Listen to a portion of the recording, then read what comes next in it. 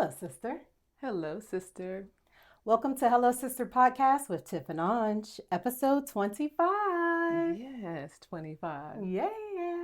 We rolling, like you say. Like I said, we rolling. Love it. Got a great episode for us. As usual. Yep, going to do a little bit of around social media. Of course, we have a What the Florida. Of course. And we're going to talk a little bit about being in the sandwich generation. That's going to be an interesting one. Very much so. And then, of course, we have a messy minutes. And I'll end in the sister salute. Yeah, you ready? Let's do it. All right. So, let's talk a little bit about social media. Oh, gosh. Well, this one, starting off, is an interesting topic. Mm-hmm. So the UK is banning social media for children under 16 in 2027. Great. Spring 2027 is their date. They're modeling after Australia. And they're banning platforms like TikTok, Snapchat, Instagram, YouTube, messaging apps, and anything that's considered high-risk gaming platforms, etc. Good. What they're saying is that they're going to use the age identification platforms, including uploading your IDs and using your credit cards to provide identity verification that you're of age for these platforms. Mm-hmm. And they're citing that this is due to mental health concerns, building anxiety, potential harm to kids and young adults. And they appear to actually have huge support in the UK as well. That's great. So again, implementing it after Australia, who implemented already something similar. Yeah. So do you think this is needed in the United States? Absolutely. There's one of the things that we always worry about as parents is cyberbullying. Yeah. And you don't know what other people are saying to your children. And it's also a means of predators getting in with our children. I don't know how many stories I've seen where predators have met a child online, presuming the identity of a kid. Yeah. And then they take them across state lines and you find them somewhere else. Or you don't find right, them. Exactly. So I think that helps at least. Also, parents are monitoring their kids online. Mm-hmm. So their kids have free range to talk to strangers. And some of these adults are wild. Yeah. The things that they say to these kids while they're gaming is wild. Yeah. And our children don't need to hear talk like that at any age. Yeah, no, I will admit I was a cussing teenager. Yeah. But the way that they talk to these kids, nobody ever talked to me like that. Right. So I think it's dangerous. And at 16 and under, like, what do you get outside? Yeah. Go out and play. Well, that's part of the issue. The kids don't go outside no more. Right. I mean, and it doesn't feel like we feel like it's safe to go outside. And maybe it's because of what happened to us, right? So if I think about it. What happened to us? Well, I mean, we used to go outside and we would be gone forever. Yeah. Our parents knew no clue where we were. We didn't have cell phones. We literally did what we wanted to do for hours. They had no clue. So we knew what we did. Yes. And we're not letting our kids just have that exact same free reign. I think that's part of the issue. Now, can we go out? No, I ain't telling no business. Oh, thank you. You're welcome. But can we go outside? Yes. Can you have a controlled way of taking your kids outside? Yes. We have to figure something out that allows them more than organized extracurricular activities to give them an outside experience versus being in the tablets, being in the TV, being on the gaming. Like, there has to be something more. They're missing out on developing just those initial social skills on top of it too. Well, I will say I don't think it'll ever happen here. Yeah. Because America claims to be the land of the free, and we can do what we want to do. Yeah. So I don't think we'll ever have that restriction here.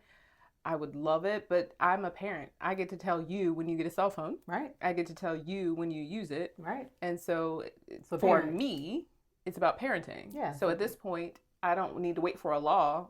I'm going to do what I want to do with my children, period. But I do applaud the UK for putting in more constraints because the internet is dangerous. Yeah. Well, it's not a game. And they clearly understand that life isn't a game and we're not going to do that. Yeah, I love it. Yeah. Well, speaking of game. Oh, game. Changing the subject totally. The game. The game. Yes, the game. So I'm scrolling around social media and the game is on a podcast and he's talking about, do single men actually want to date women with kids? Oh. I thought this was a very interesting topic. Because these days, men kind of have the pick of the litter. Yeah. You know, they run the world in the sense of they control when we're in a relationship, when we're not in a relationship, when we get chosen, when we don't get chosen. So he said that he was asked, would you date a single mom? And he talked about in his circle, some are married, some are not. Most are successful. And in his circle, he had just had a conversation with his crew. And if he falls for you, he doesn't care if you have kids. I mean, plural kids. Kids. He said we can be the Brady Bunch. The If Brady I fall Bunch. for you, I don't care how many kids you got. He said what's attractive to him is women who have it together and are taking care of their own business, so they're not looking for something, but their situation has them with multiple kids. Yes. That is not a deterrent for him. He said we can be the Brady Bunch. Having kids is absolutely not a turnoff for him and his circle. And his circle. And his circle. So this wasn't just a him feeling. It's him and the people that he hang around as well. Yeah. Now, granted, we get into a bigger age, so everybody got kids these days. Well, that's true. That's But how mature of him to say that? Absolutely. Now, he says a good woman who was taking care of herself and her kids are not a deal breaker, period. Okay. What do you think? I can't tell you from the male's perspective, but I'm a woman with kids. I would hope that somebody would choose me. Girl, you a catch. I am a catch. Wow. But I'm very cautious. Yeah. Now that I do have children, I'm not going to just go around kissing a bunch of frogs Agreed. to see who's my prince. But I love the fact that the game is open and he's saying that being a single mom isn't a deterrent. Yeah. The guys online are screaming out, I don't want to date a single mom.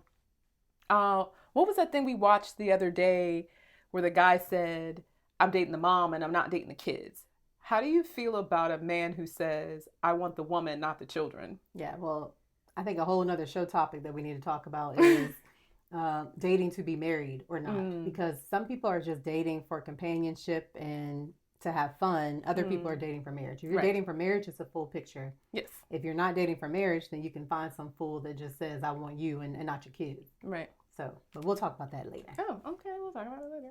No, I love the game. I liked it back when he was doing music. So, but it just makes me respect him a lot more to say that I will step up to the plate. Even if there's a dad in the picture, I will step up to the plate and be there for you and your children because I want you and I care for you. Yeah, well, women tend to do Package that deal. anyway. Well, I'm a package deal. Yeah. I mean, women tend to date and have always felt okay to date men with kids. Oh, okay. And step into the role of stepmom or a girlfriend. Like that's just naturally been what we've done. But these days it's a question on will men be willing to do that? And I think at our big age, we'll see more. I won't say acquiescing. It's just normal life. So how old do you think men are saying they'll date single moms? I don't know. At what age do you stop dating a single mom with, like, are you 60 years old and you're like, no, I'm not dating you because you have a 2-year-old? You know what I mean? Like, what? I would hope so. What's the age? I don't know. I don't know. If you had asked me, 10 years ago, I probably would have said 40 because at 40 you would want to be living your life and doing more things for you. But I'm 45, about to be a mom. Right. So as part of that, it is a little crazy for me to be thinking anything other than I'm getting ready to have a kid. So I don't know. I don't know what people would do these days. And I think because our generation waited so long to have children in general, age maybe doesn't seem the same. Like or are still having children. Yeah, girl, I have a line sister who has a 1-year-old. I also have a friend that we went to high school and middle school with who is pregnant this very second. Exactly. This very second. And I don't know how old her older kids are, but they're older. So we're in this weird generation of people who are still having children. Yeah. Crazy. Wow. Well, thank you, the game, for such an enlightening conversation. Love it. Thank you very much. Let's bring it from LA to Florida. Oh, Lord. Here we go. Yes. What the Florida? But before I begin my What the Florida, yeah, there is an air conditioning company. Let me get this right. One Way Air of Tampa Have you seen their videos? Of course I have. They dance. They do these like skits. It's absolutely hilarious. I've seen them do everything but air conditioning. Yeah. I've never seen them do them. anything with work. Yeah. It's always the entertainment and having fun in Florida. Mm-hmm. Well, you always got to have a side hustle, of right? Course. So if the shop is short, we got these skits and we will go viral on social media. They're hilarious. And I love that not only do they do it, but everyone is doing it. So you got the younger person and the old person. On beat and off. On and off beat, having a good time. They're hilarious. They are hilarious. That's funny. Shout out to them. Yes, that's the in fun Tampa. side. Of course, it's Tampa. That's the fun side of Florida. But I have a What the Florida. Okay. And this joker is wild and it affects all of us. Oh, fun. So I'm going to, I want you to hear this the way that I read it because what the Florida. Okay. Here we go. Cases of a parasitic infection that can cause weeks of watery diarrhea called clodospora are starting to skyrocket across the U.S. Cases began in South Florida and are now spreading across the state, according to national and local health officials. Here we go. According to the CDC, cyclospora is a microscopic parasite that commonly causes watery diarrhea with frequent and sometimes explosive bowel movements. Oh my gosh. The cause or causes of the recent rise in cases hasn't been determined. However, it is said that the previous outbreaks in the U.S. and Canada were linked to bagged salad mixes. Again? Fresh cilantro, fresh basil, raspberries, snow peas, and scallions. Sheesh. Because of that, health officials are urging people to wash all fruits and vegetables under running water before cutting or cooking or eating them. And Florida is hit. And Florida is hit. I just saw something with my old company, hospital I used to work for, doing an interview in Hillsborough. So I know it's close to home. Absolutely, Tampa. And Florida is a nasty state. It's nasty. It's nasty. Nobody believed in COVID. Nope. Now we got a booty virus. A booty virus? That we got to deal with. Now we got a booty virus. Wait a minute. That we got to deal with. People ain't going to act right. We're not going to skip over the fact that you just said booty virus. That's what it is. We're not doing that. Now this is what we got to deal with. And people ain't going to act right in Florida. No, not at all. We already, let me tell you the story. Yeah, it's booty virus. Okay, go ahead. I'm walking into a grocery store, and this woman does an air cough that is the nastiest, phlegmy cough in the air right next to me. And I'm like, really, ma'am? A raw cough? A raw cough in the air, no covered mouth. We nasty here. That's so gross. I know. So here comes the booty virus. The booty virus? I don't know how it spreads, but people don't wash their hands. No. They don't hand sanitize. No. They don't believe in these things that are, told to us by the CDC. And here we go again. Yeah, well, this one is from the food. It's not from the lady coughing in the air. But it could spread because she touches things. I don't know. I don't know. We don't know. So it comes from fecal matter. Right. So and then I don't wipe good and I go to the grocery store and I'm touching everything. That could be it. Right? I get on the airplane and I touch the handrails and the seats next to Okay. You know what I'm saying? Okay. Just like that, we got COVID all over again. Well, this is not COVID. This is the booty virus. I know, it's a booty virus. Please. Explosive diarrhea. Oh, gosh. And what does that even mean? Pop, pop, pop. You don't make it. Oh, splat, splat. Splat, splat. Oh, Yeah. gosh. Yeah. Okay, I can't with this. What the Florida. 4 weeks. I can't with For this. weeks. For weeks? For weeks. That sounds like weight loss. What the Florida? You're crazy. Okay, just joking. Well, hopefully everyone is safe. Hopefully people aren't dying from this. Are they dying? No, they haven't really had reported cases of anyone dying. People are getting extremely sick, and there's vulnerable populations, the elderly, young people, pregnant women. So there are vulnerable populations that should be aware, but it's not something that anybody has died from yet. What the Florida? But wash your vegetables. All right, booty virus. Please move on. Please. I can't with you. All right, you got the next. Oh my gosh. Well, speaking of elderly children and pregnant women, we have been called the sandwich generation. Yeah. So that are those who have young children at home, and then they also have aging parents. And the need for people to care for each other, or for this generation to care for both the elderly and the young people, it's very stressful. Yeah. And so understanding that we are the sandwich generation, I saw an article about Danny Glover. Yeah. And he says that he has been suffering from Alzheimer's. Which, only gets worse. It does. And And so so horrible. when I think about his situation and I think about our parents aging, Danny Glover, lethal weapon. Mister. Well, Mr., but how does this action figure, this guy who has this range of emotions, now not be in control of his own? Yeah. Bruce Willis. Yeah, exactly. Yeah. And so think about even Bruce Willis. His children have done a phenomenal job of caring for him. And so thinking about their situations, it got me thinking about us being in the sandwich generation. And we are. And we are. I have young children at home, and I do have to think about getting them to school, while I'm working. Before school care, after school care, we have our night routines. There's things that demand full-time attention. But then you add an aging parent, or you add a sick parent in there, and you're still responsible for all of the things that you were supposed to do with your children, in addition to all the things that you have to do for your parents. And sometimes the parents live with you, sometimes they don't. We have multiple generations living under the same roof. And this is, for me, hits very close to home, thinking about what I'm doing now and how I'm caring for both sets of generations.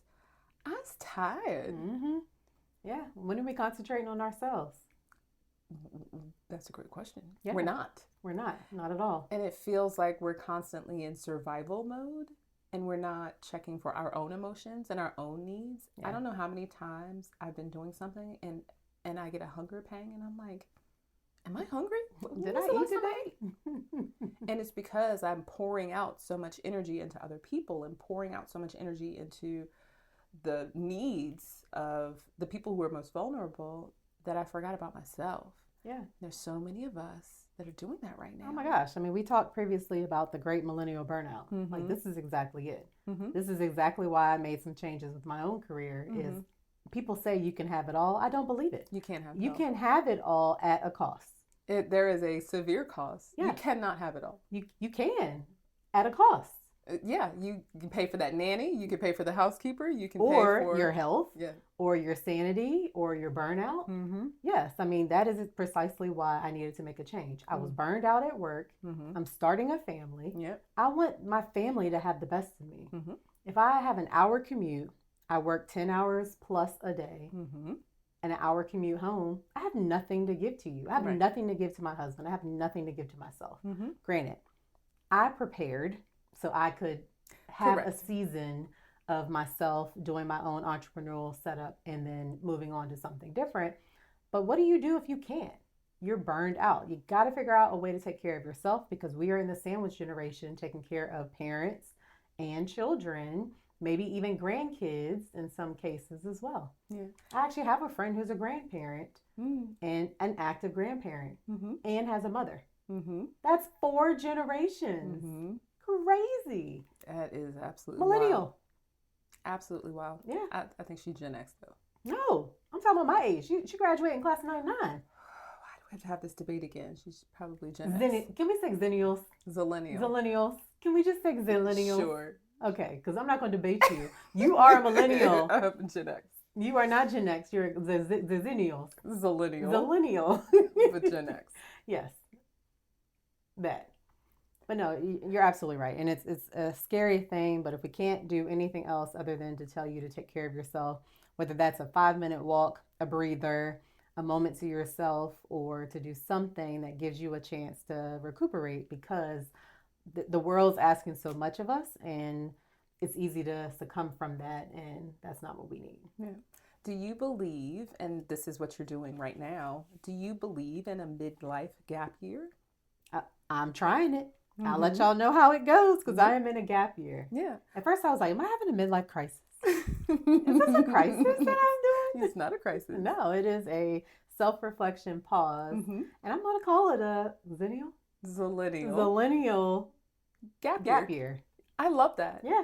Well, that's what we do. We climb the corporate ladder. Mm-hmm. We get to a place where we want to go. We've scraped and saved. Yep. And now, why not take the best of that? Like, why wait until your retirement? Why not take a gap year? Yeah, if you can. I mean, you got to plan for this. Yes. Like, I'm not in some crazy position that I was like, oh, on a whim, I'm just doing this. Like, no, you got to be able to take care of your bills. Yeah, and the things I'm that tapping you're doing. into some savings that came from discretionary bonuses that I've gotten that allows me to take a break. Right. And I'm taking that break. I'm going to try for it to not be a year, though. But we'll see. Well, I mean, for most people, you can't take forever off unless you're doing something else. So you should always have some kind of side hustle. Yeah. However, if you want to go back to work, if you're not a person who wants to do social media, you're not a person who wants to start a business, a gap year sounds fantastic. Yeah. I'll let you know how it goes. Yes. But I can tell you, 1 month in, I feel like it's the best decision I've ever made. Yeah. And the good news is I'm in HR. Yes. I have skills. Right. If I have to go back and work in corporate, I can. But my goal is in these next couple of months to set myself up so that I can be making some money and be living in a good spot. Yep, from a appropriate standard that allows me to not have to go back to corporate if I don't have to. I love it. At least for a couple years. And it's hard. I'm about to start a family. Come on. Yeah, I can tell you firsthand, being a mom and trying to be a good employee at the same time doesn't always work. Yeah. Something suffers. So going into this next season, you're doing it right. You're able to give them everything that they need from you, and then moving on, you can figure it out from there. But I'm proud of you, sister. Thank you, sister. You're welcome. Love you, sister. Well, speaking of, sweet. Yes. So moving on to our messy minute. Oh, child. And it's a little messy today. Still talking about families, but not your family. So a question that we got, and just to preface that messy minute means someone has sent us something on social media, a comment, a DM. Sometimes we get text messages. Sometimes people are sending things to us. So this question is, how far is too far in an effort to help your ex or baby mama? So this meaning that you are not with this person anymore, man or woman, and they're asking you to do things to help them, not the kids. And where is it they're aligned to where it feels like you are maybe overextending baby mama or ex-wife or ex-husband status?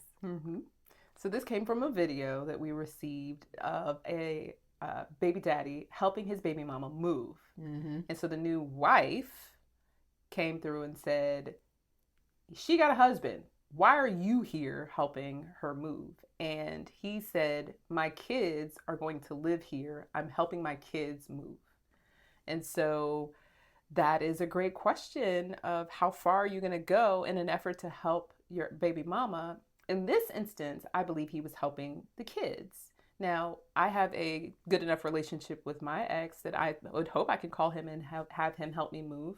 And if he called and asked me to help him move, I'm nosy enough to go help. You know what? I want to know where my kids gonna be living. So if he asks, I'll come help you. Absolutely, I'm Take coming a to help tour, you. open some cabinets, everything. I want to see. Let me help you unpack. Yeah. But if I received resistance from my new partner, I would likely help in the sense that I would send movers, but I wouldn't go myself. Yeah. So your boundary is when it makes your current situation, spouse, or relationship feel uncomfortable. Yes. And it's a conversation. Yeah. Hey, my ex hit me, asked me, could I help move? How do you feel about that? And if he said, I don't like it, I'm okay, I'll send some movers to help. All good. But if he said, let's go move, we all going to move. Interesting. I mean, I don't really have any preference because I'm not moving myself, so why would I go help you move? But in other situations,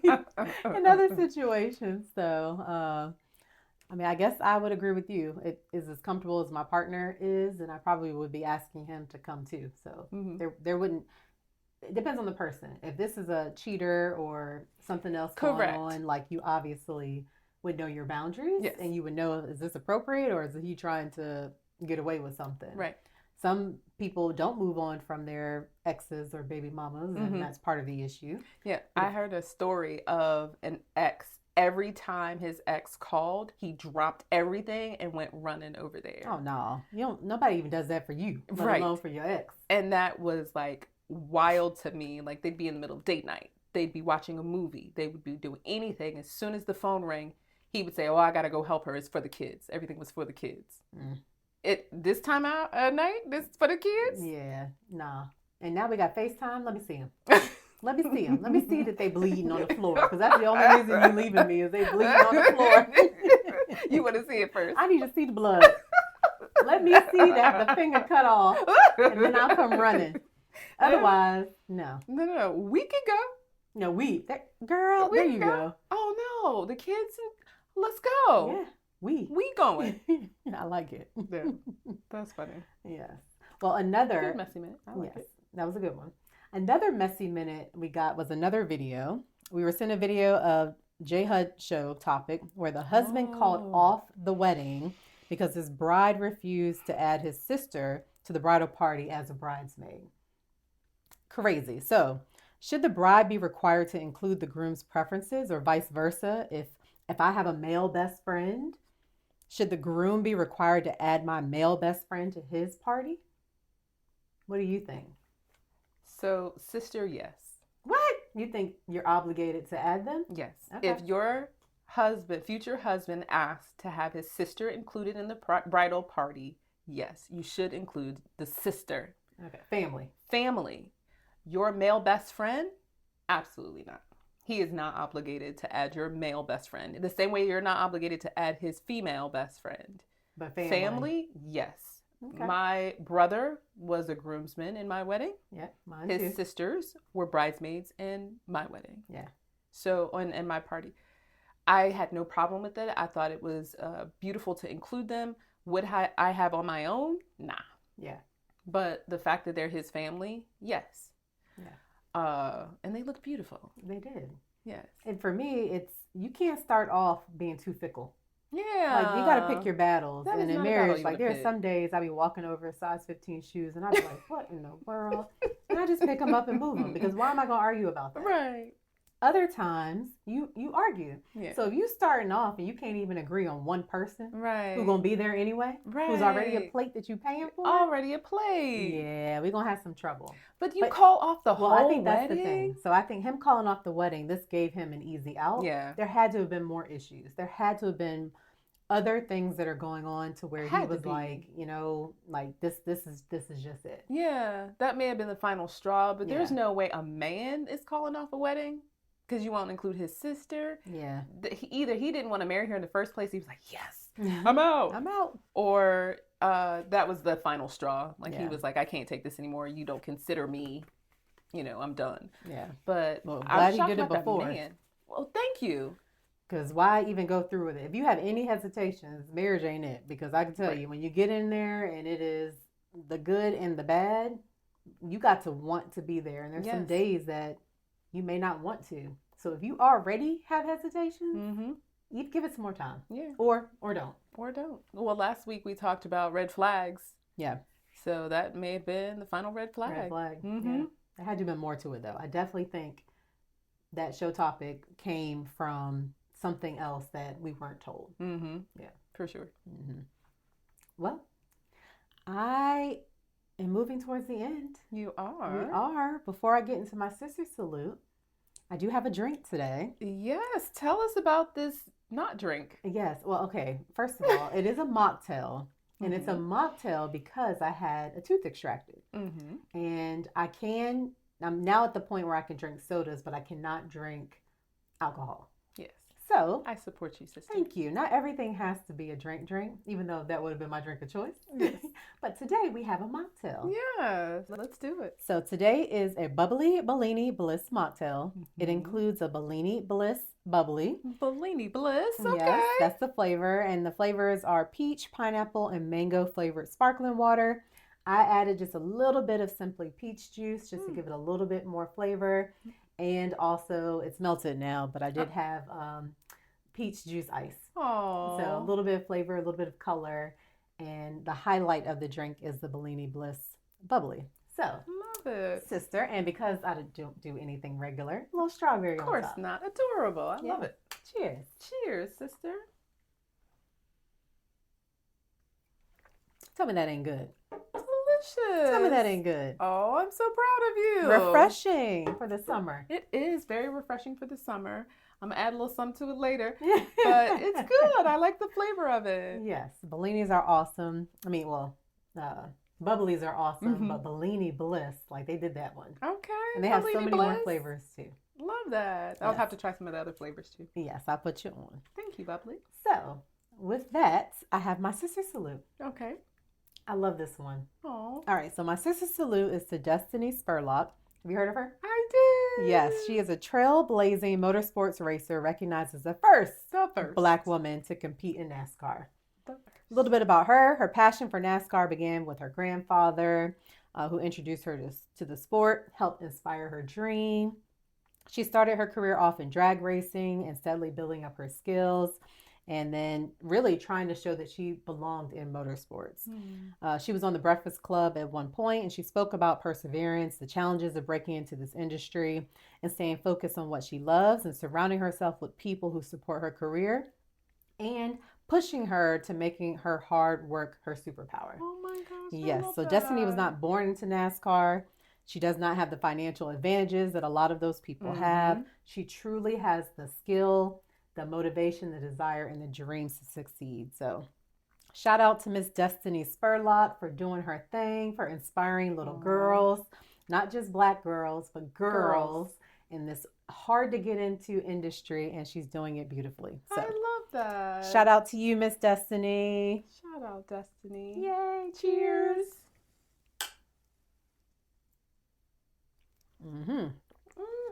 Yep. No drinking and driving, so we have a mocktail that goes in line with that too. Yeah. Adorable. Yes. Well, Love sister, It's the end. it is the end. So it's time for us to say goodbye, just like that. So to the sister who dared, to the sister who cared, to the sister who said yes to herself, we see you, we celebrate you, and we salute you. Cheers. Cheers. Clink, clink, clink, clink, clink. Love you, sister. Love you, sister. Yes. All right. That's it. Bye, y'all. Bye.